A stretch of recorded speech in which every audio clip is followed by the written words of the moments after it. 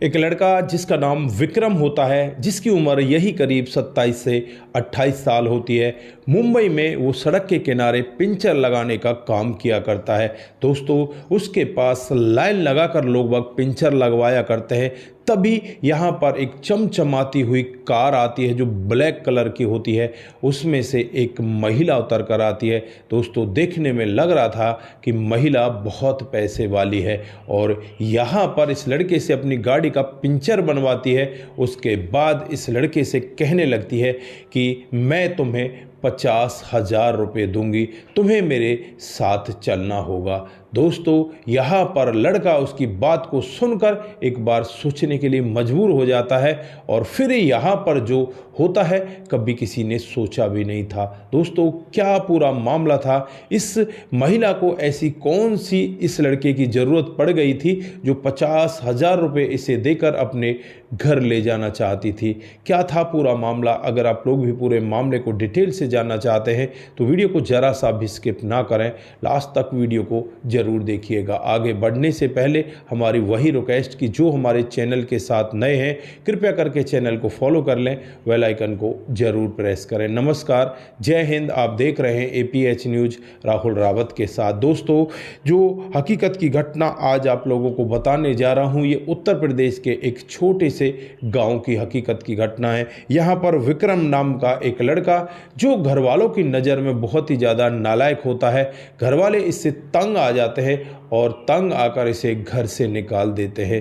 दोस्तों, यहाँ पर विक्रम अब अपने उत्तर प्रदेश से सीधे मुंबई की ट्रेन पकड़ता है और मुंबई आ जाता है। लेकिन मुंबई आने के बाद इसे पता चलता है कि यहाँ पर तो लोग बागों को किसी से कोई मतलब ही नहीं है, सब अपने कामों में उलझे पड़े हैं, सब लोग भाग रहे हैं और यहाँ पर अपने कामकाज को कर रहे हैं। फिर 2 दिनों तक स्टेशन पर बैठा बैठा ये भूख प्यास से परेशान हो जाता है। उसके बाद एक टायर फैक्ट्री में इसे काम मिल जाता है, क्योंकि हट्टा खट्टा था, नौजवान था।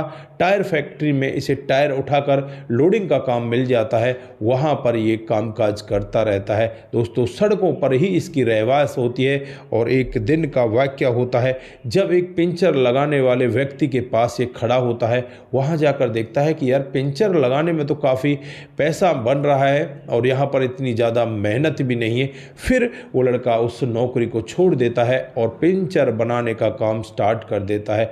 दोस्तों, पहले पहले तो यहाँ पर लोग बाग उसके पास रुका ही नहीं करते, लगता है कि ये पता नहीं अनजान व्यक्ति आ गया है। लेकिन धीरे धीरे जब उसके हाव व्यवहार को देखते, उसके कामकाज को देखते, तो वहाँ पर लाइन लगाकर लोगों की भीड़ लगने लगती है।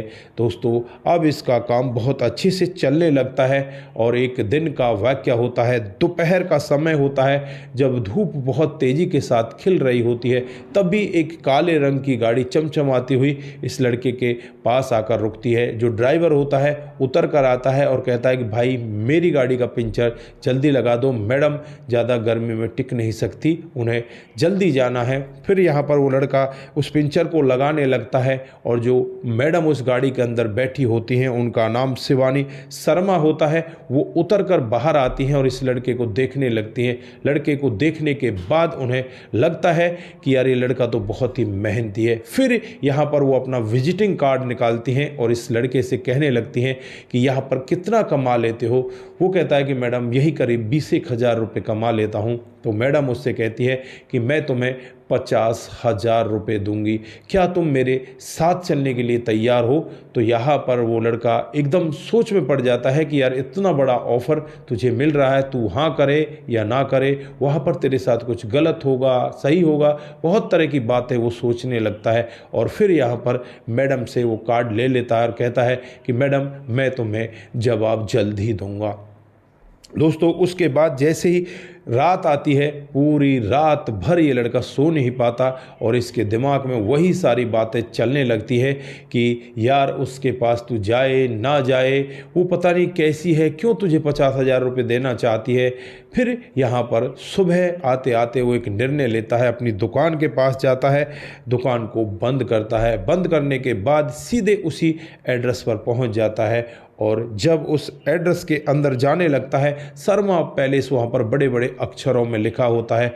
और जब वहाँ गार्ड से बातचीत करता है, गार्ड को मैडम का कार्ड दिखाता है, तो इंटरकॉम पर गार्ड बातें करते हैं और बातें करने के बाद मैडम से कहा जाता है कि एक बंदा आया है, मैडम क्या इसे हम भेज दें? तो मैडम भी कहती है कि हाँ हाँ इसे जल्दी भेजो। फिर एक बंदा उसे लेकर गेट के अंदर चला जाता है और गेट के अंदर जाने के बाद वो देखता है कि यार इतना बड़ा आलीशान बंगला है, इतना बड़ा घर है, और जहाँ पर मैडम बैठी होती है वो ऑफिस भी बहुत बड़ा होता है। दोस्तों, जब मैडम के पास ये लड़का आता है तो मैडम इसे कहने लगती है कि तुम आ गए? तो ये लड़का कहता है कि हाँ मैडम मैं आ गया। फिर उसे एक रूम दे दिया जाता है और उसके बाद उसे उसका काम समझा दिया जाता है। घर की साफ सफाई करना, बगीचे में पानी लगाना, बहुत सारे काम उसे दे दिए जाते हैं। वो सारा काम बड़ी ही बखूबी तरीके से करने लगता है।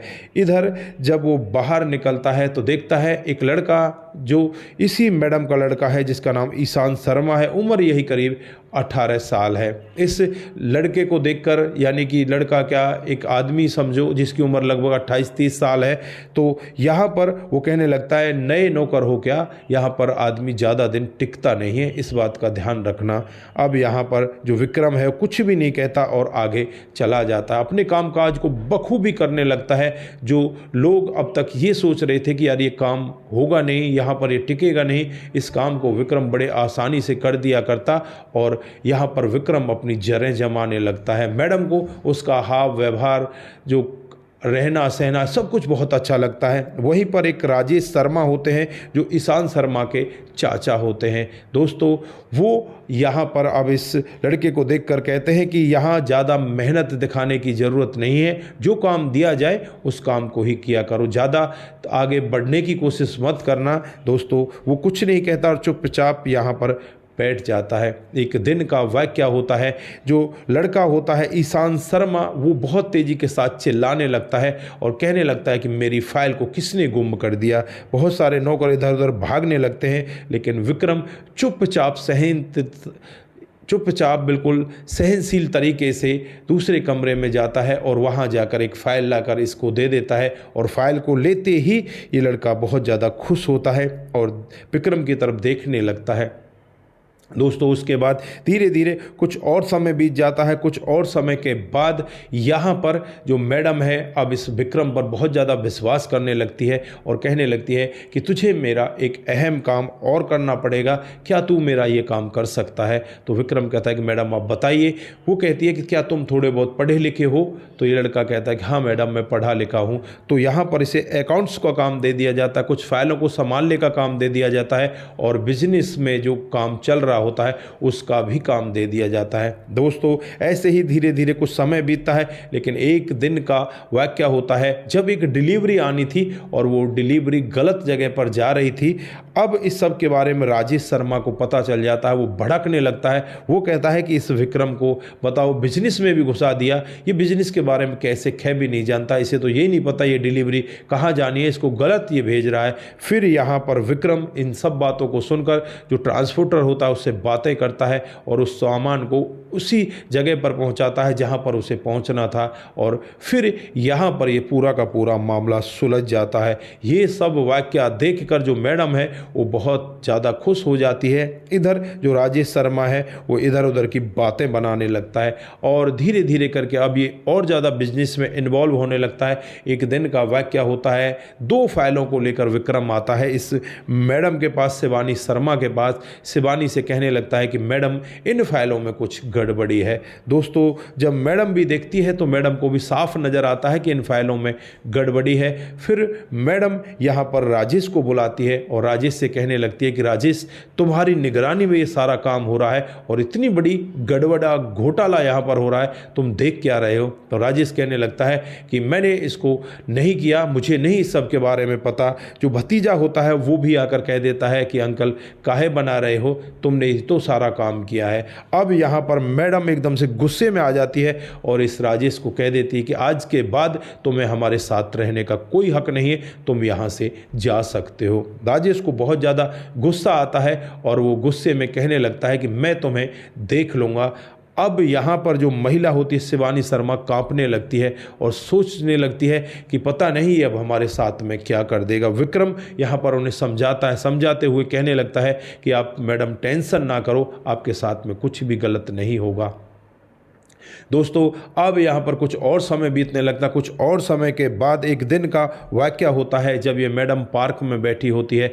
विक्रम इनके पास जाता है तो विक्रम से कहने लगती है कि विक्रम क्या तुम मेरे साथ जीवन भर रहोगे। तो यहाँ पर ये सवाल विक्रम के लिए बहुत बड़ा था, जीवन भर रहने का मतलब है कुछ और ही है। तो विक्रम यहाँ पर समझ चुका था। विक्रम एक बार के लिए रुक जाता है और सोचने लगता है। थोड़ी देर बाद विक्रम जवाब देता है कि हाँ मैडम, मैं आपके साथ जीवन भर रहना चाहता हूं। दोस्तों इन सब बातों को जो शिवानी है उसका बेटा भी सुन रहा होता है।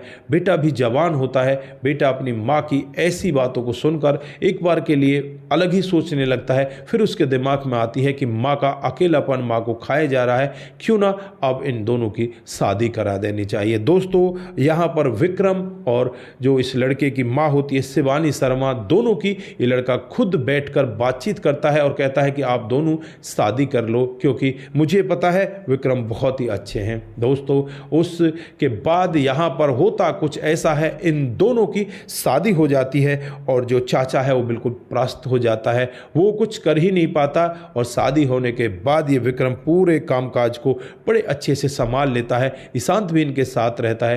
धीरे धीरे करके इनका जीवन बड़े अच्छे तरीके से आगे बीतने लगता है। तो दोस्तों आप लोगों ने देखा किस तरह से एक लड़का अपनी ईमानदारी से काम करता है, ईमानदारी से काम करते हुए वो कहां से कहां पहुंच जाता है। एक समय वो भी था जब उसे 2 वक्त का खाना भी टाइम पर नहीं मिल रहा था, और एक समय आज है, आज ये बिल्कुल बहुत ज़्यादा खुश है और इसे हर तरह से इसके जीवन में खुशियाँ ही खुशियाँ हैं। तो आप लोग यहाँ पर क्या कहना चाहते हैं, आपकी जो भी राय है एक बार कमेंट बॉक्स में ज़रूर दीजिएगा। दोस्तों जिन साथियों ने हमारे पिछले वीडियोज़ पर कमेंट किए थे उनका नाम हम यहाँ पर बारी बारी से लेने वाले हैं। सबसे पहला जो कमेंट आता है विमलेश शाह का आता है। वो लिखते हैं कि आपकी कहानी बहुत ही अच्छी होती है, बहुत बहुत धन्यवाद। उसके बाद जो कमेंट आता है वो कमेंट आता है शेखर सुमन का। वो लिखते हैं कि आपकी कहानी बहुत बेहतर होती है, बहुत बहुत धन्यवाद। समाधान पाटिल जी हमें हर दिन की तरह कमेंट करते हैं, जो जलगांव महाराष्ट्र से हैं, बहुत बहुत धन्यवाद। कुमार केसी जी जय श्री राम, जय शंभू, जय श्री राम, जय शंभू। रतनलाल शर्मा जी भाई साहब आपकी कहानी बहुत ही अच्छी लगती है, बहुत सराहनीय होती है, बहुत बहुत धन्यवाद। हरेंद्र प्रताप सिंह राजपूत अति सुंदर स्टोरी, जय हिंद सर, जय हिंद जी। राम गोसाई जी अंधविश्वास में मत पड़ो, आपकी कहानी बहुत ही बेहतर होती है और आपकी कहानी हर दिन कुछ ना कुछ सिखा कर जाती है। बिमला गिरीश जी हमें लिखती हैं कि वेरी नाइस स्टोरी, आपकी कहानी बहुत ही बेहतर होती हैं, बहुत बहुत धन्यवाद। उसके बाद में दिनेश कृष्ण दास जी हमें लिखते हैं कि बहुत ही मार्मिक कहानी है, भगवान के घर देर है पर अंधेर नहीं, बहुत बहुत धन्यवाद। राम गोसाई जी आजकल प्यार व्यार कुछ नहीं होता, बस हवस होती है, बहुत बहुत धन्यवाद। सूरज डीईओ राधे राधे भाई ji, very good story, I am Suraj from Fiji, बहुत बहुत धन्यवाद। अनीता नेर जी हमें कमेंट करती हैं, गुरप्रीत सिंह जी भी हमें कमेंट करते हैं, आप सभी का दिल की गहराइयों से बहुत बहुत धन्यवाद। रघु रावत जी हमें हर दिन की तरह कमेंट करते हैं, आपका भी दिल की गहराई से बहुत बहुत धन्यवाद। कमल चौहान जी हमें कमेंट करते हैं, रणधीर चौहान जी का भी कमेंट आता है। दोस्तों जिस किसी भाई का नाम हमसे छूट जाता है उसका ज़रूर हम अगले वीडियो में नाम लेते हैं, तो आप हमारे हर एक वीडियो को ज़रूर देखा करें। दोस्तों आज के लिए बस इतना ही, फिर मिलते हैं किसी नई कहानी के साथ, नए मोड़ के साथ। तब तक के लिए आप अपना ख्याल रखें, परिवार का ख्याल रखें, सतर्क रहें, सावधान रहें, रिश्तों की अहमियत को ज़रूर समझें। नमस्कार, जय हिंद, जय भारत।